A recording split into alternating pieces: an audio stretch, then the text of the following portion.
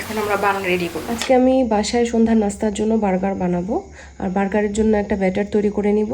সেখানে চালের গুঁড়ি, অল্প আটা দিয়ে তার সাথে শুকনো মরিচের গুঁড়ো, কালো গোলমরিচের গুঁড়া, টক দই, অল্প করে টক দই, পানি দিয়ে আর একটা ডিম দিয়ে মিক্স করে নিব।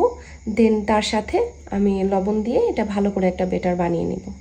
রসুন বাটা এটার সাথে দিয়ে দিব একবারেই। আর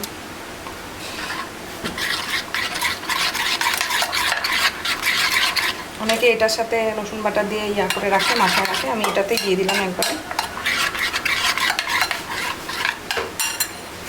আর এটাতে আমি হচ্ছে গিয়ে এই যে হট চিকেন স্পাইসের কোটিংয়ের জন্য এটা ঢেলে নিছি। এখন আমি এটা হচ্ছে ভাজবো। হ্যাঁ, এগুলো এটার মধ্যে দিয়ে দিই, চিকেনগুলো দিয়ে দিলাম, তেল দিয়ে দিলাম প্যানে। তেলটা গরম হলে ছেড়ে দেবো।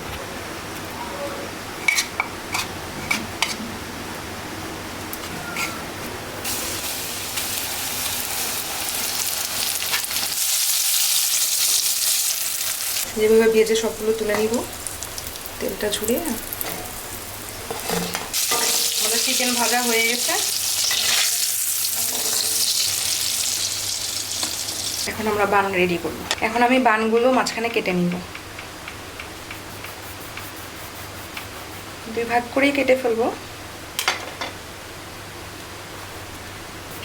বানগুলো 2 ভাগ করে নেওয়া হয়েছে। ঘি দিয়ে এগুলো একটু হালকাভাবে ভেজে নিই। আমি একটু ঘি দিয়ে নিলাম এখানে।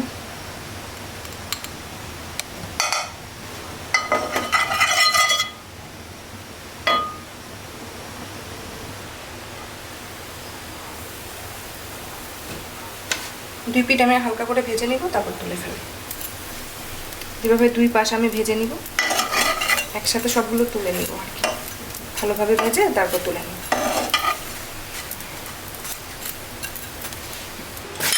এই যে আমি এখন ভাজিয়ে নিছি। হেনজের মেয়োনেজ আর হচ্ছে টমেটো সস দিয়ে আমি হচ্ছে বাকিটা করব।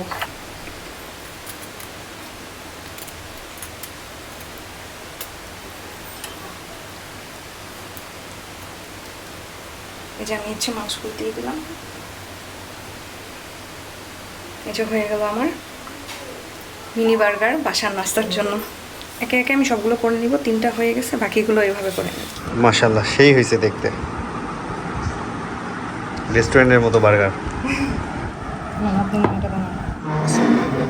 এটা কি বাসার তৈরি বার্গার? বাসার তৈরি।